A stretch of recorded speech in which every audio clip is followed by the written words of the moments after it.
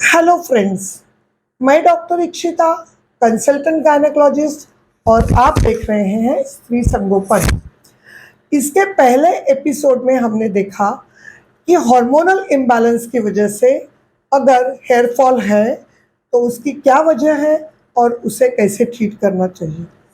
आज के एपिसोड में हम देखेंगे कि और कौन सी रीजंस हैं कि जिसकी वजह से हेयर फॉल होता है।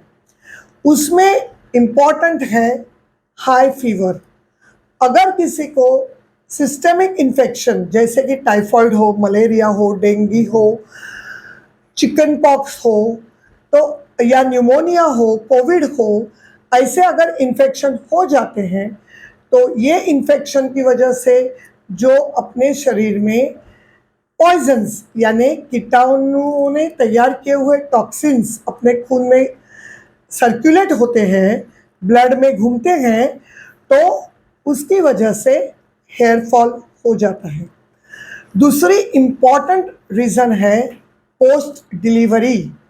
जब भी महिला की डिलीवरी होके 3 या 4 महीने हो जाते हैं तो जो एस्ट्रोजन प्रोजेस्टेरोन हार्मोन्स है जिनकी वजह से उसके बाल लंबे और घने चमकीले हुए थे, वो हार्मोन्स अभी डिलीवरी के बाद कम होने लगते हैं और उसकी वजह से उसके बाल गिरने लगते हैं। तीसरी वजह है इडियोपैथिक, यानी कभी कभी कोई भी रीज़न डॉक्टर को नहीं मिलता है और फिर भी बाल गिरने की समस्या होती है, तो उसे बोलते हैं इडियोपैथिक, यानी जिसकी वजह नहीं मिल सकती है। फिर कॉमनेस्ट प्रॉब्लम है डैंड्रफ। अभी डैंड्रफ क्या होता है, तो हमारे जो स्कैल्प है यानी पूरे शरीर की स्किन है, उसमें ऑयल ग्लैंड्स होती है जो स्किन को थोड़ी बहुत ऑयली रखती है। अगर ऑयल ग्लैंड्स की कमी हो गई तो उसमें से अपनी जो स्किन है वो पूरी रफ हो जाएगी और उसमें छाले पड़ जाएंगे। अगर किसी को बहुत ज़्यादा प्रमाण में स्कैल्प से ऑयल निकलता है, जिसे हम बोलते हैं सेबोरिया यानी ऑयली स्कैल्प, तो क्या होता है कि हवा में जो पोल्यूशन है वो पोल्यूशन इस ऑयल में चिपक के अपने स्कैल्प पे सेटल होता है और फिर उसके फ्लेक्स निकलते हैं, रवे रवे जैसे सफ़ेद उसके दाने निकलते हैं बाहर, कपड़े पे गिरते हैं, उसे बोलते हैं डैंड्रफ। तो डैंड्रफ की वजह से बालों का गिरना बहुत ही कॉमन है क्योंकि वो हेयर रूट्स को डैमेज करते हैं और हेयर, अगर आपको गिरने वाले बाल देखेंगे तो वो हेयर रूट के साथ ही गिरने लगते हैं। फिर आते हैं मेडिसिन्स। अगर किसी को बहुत लंबे समय तक टीबी की ट्रीटमेंट लेने पड़ेगी या कोई भी इन्फेक्शन की ट्रीटमेंट लेनी पड़ेगी या संधिवात यानी आर्थराइटिस की ट्रीटमेंट लेनी पड़ती है, या मेथोट्रेक्सेट नाम का एक ड्रग है जो सोरायसिस करके ऑटो इम्यून डिजीज के लिए लेना पड़ता है, या डायबिटीज़ के लिए मेटफॉर्मिन लेनी पड़ती है, तो उससे भी महिलाओं के हेयर रूट्स को डैमेज होता है, हेयर फॉलिकल्स को डैमेज होता है, इसलिए नए जो बाल उगते हैं उनकी संख्या कम हो जाती है और उन्हें गंजापन यानी हेयर लॉस की समस्या को का सामना करना पड़ता है। उससे ज़्यादा कॉमन क्या है, और वो है न्यूट्रिशनल, यानी आपके शरीर में डेफिशिएंसीज यानी कमी होने की वजह से आपको हेयर लॉस का सामना करना पड़ता है। तो कौन से प्रॉब्लम्स हो सकते हैं? Severe anaemia. अगर आपके शरीर में जो हीमोग्लोबिन है तो वो हीमोग्लोबिन का निर्माण होना अगर डिफेक्टिव है, इस वजह से आपको आयरन की डेफिशिएंसी है या B12 की डेफिशिएंसी है या फोलिक एसिड की डेफिशिएंसी है, या आप कोई मेडिसिन ले रहे हैं जिसकी वजह से हीमोग्लोबिन तैयार करने वाले जो पेशी है वो काम नहीं कर रहे हैं, तो आपको अनीमिया होता है। अगर आपका हीमोग्लोबिन 10 से कम है तो उसको बोलते हैं मॉडरेट अनीमिया, और 8 से कम होते हैं तो उसको बोलते हैं सीवियर अनीमिया। तो उसकी वजह से हेयर लॉस की समस्या बहुत कॉमन है। फिर अगर विटामिन डी की डेफिशिएंसी हो तो विटामिन डी की ज़रूरत है कैल्शियम अपने बोन्स में डिपॉजिट करना और वैसे ही अपने हेयर फॉल्स में कैल्शियम का यूज़ करना। अगर विटामिन डी की समस्या है, अगर आप घर में बैठे हो, कभी बाहर नहीं जाते हो, या जैसे हम इंडियंस हैं कि हमारी स्किन डार्क है, इसके लिए धूप में घूमने के बाद हमें टैनिंग होता है, मेलानिन करके एक पिगमेंट सिक्रीट होता है जिसकी वजह से सनरेज के अंदर के यूवी रेज अपने स्किन के अंदर नहीं जाते और हम नेचुरली विटामिन डी तैयार नहीं कर सकते। तो वो विटामिन डी की डेफिशिएंसी की वजह से हमें हेयर लॉस की समस्या का सामना करना पड़ता है।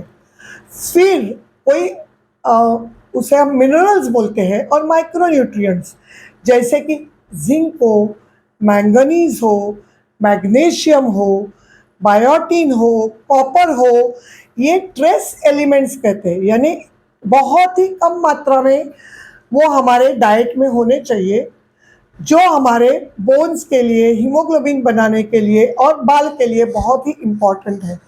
तो अगर हम प्रिजर्वेटिव वाला डाइट खाते हैं, बासा डाइट खाते हैं, अनहेल्दी डाइट खाते हैं तो हमारे शरीर में ये ट्रेस एलिमेंट्स की बहुत ही कमी हो जाती है और जिसकी वजह से फिर बालों का गिरना ये एक प्रेजेंटेशन होता है। तो ये हमने देखे कि क्या क्या वजह हो सकती है बालों का गिरने के लिए।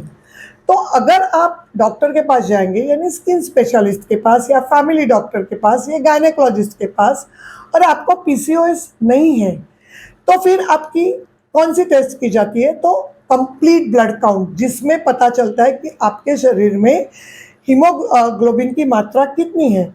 अगर वो 10 से कम है तो फिर आपके सीरम आयन स्टडी किए जाते हैं कि आपके खून में कितना आयन है, और एक फेरिटीन करके ब्लड टेस्ट की जाती है कि आपके लिवर में और बोन मैरो में कितना आयन डिपॉजिटेड है, कितने आयन के स्टोर्स है। फिर आपकी टेस्ट होती है B12 के लिए, फोलिक एसिड के लिए, विटामिन डी के लिए। ट्रेस एलिमेंट्स के लिए कोई भी टेस्ट नहीं की जाती है। फिर टेस्टोस्टेरोन के लिए आपकी ब्लड टेस्ट होती है कि अगर आपको टेस्टोस्टेरोन का ज़्यादा हो गया है तो उसके लिए इन्वेस्टिगेशन होते हैं। और एक समस्या मैं बताने को भूल गई, हाइपोथायरॉयडिज्म। ये थायराइड ग्लैंड हमारे शरीर के हेड टू टो हर किसी ऑर्गन के करेक्ट फंक्शनिंग के लिए उपयुक्त है।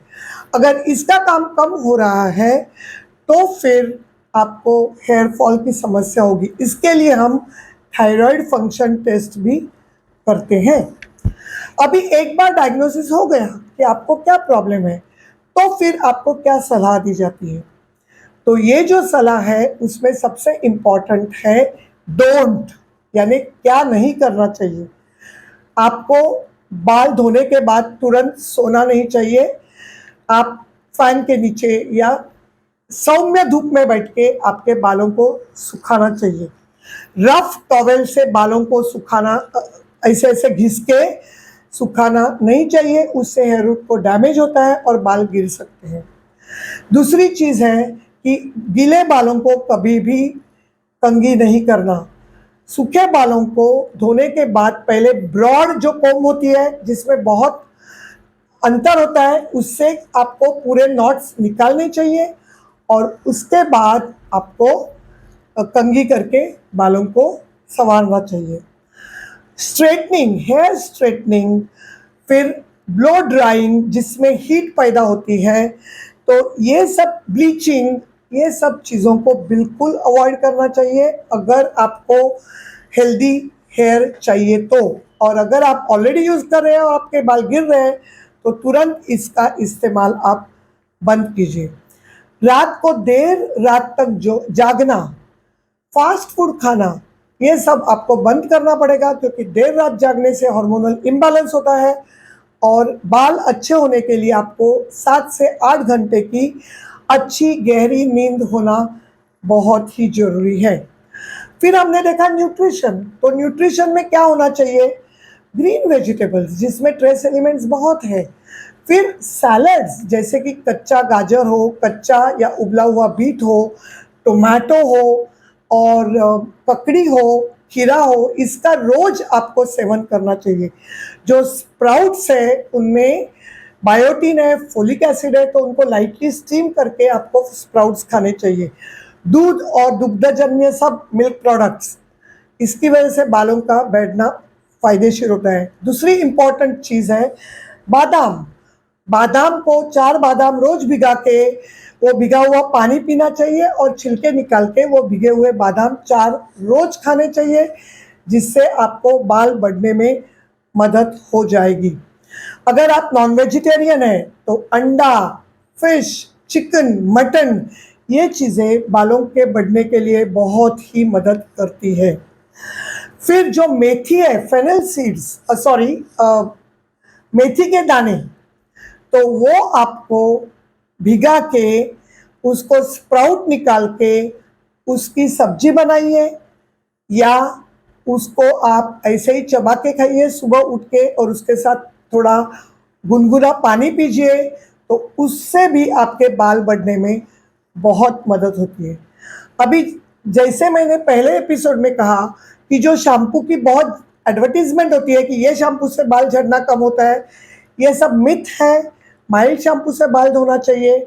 अगर चाहिए तो आप शिकाकाई, अरीठा, इनको भिगा के पानी में उबाल के उसका हर्बल लिक्विड बना के उससे भी बाल धो सकते हैं, तो बालों को डैमेज होना कम हो जाएगा। ऑयलिंग ऑफ हेयर, तो आजकल जो ह्यूमिडिटी है और जो पोल्यूशन है, इसकी वजह से आप रोज आपके बाल में ऑयल लगाएंगे तो सब पोल्यूशन और जो मिट्टी, धूल आपके स्कैल्प पे चिपक जाएगा और बाल गिर जाएंगे। इसके लिए आपको बाल धोने के पहले दिन रात को थोड़ा ऊन हेयर ऑयल करके, और ज़्यादा करके कोकोनट ऑयल जो बरसों से चलता आ रहा है, तो उसको थोड़ा ऊन करके आपको हल्के हाथ से लगाना है। बहुत लोग बोलते हैं मालिश करो, नहीं, उससे हेयर रूट को डैमेज होगा।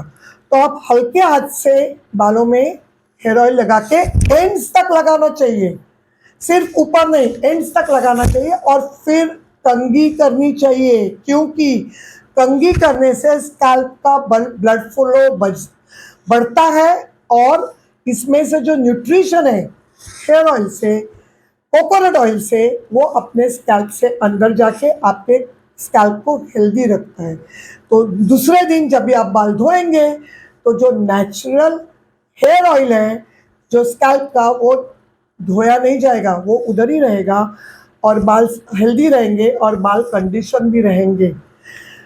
तो फ्रेंड्स, जो मैंने सही समझा, मेरे पेशेंट्स प्रैक्टिस में आके हमेशा ये पूछते रहते कि बालों के लिए क्या करें, तो मैंने सोचा कि मुझे जो जानकारी है एक्सपीरियंस की वजह से वो आपके साथ शेयर करूं।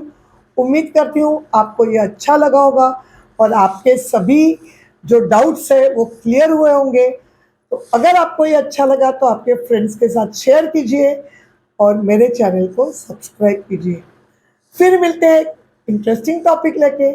तब तक के लिए आपके सेहत का ख्याल कीजिए। धन्यवाद।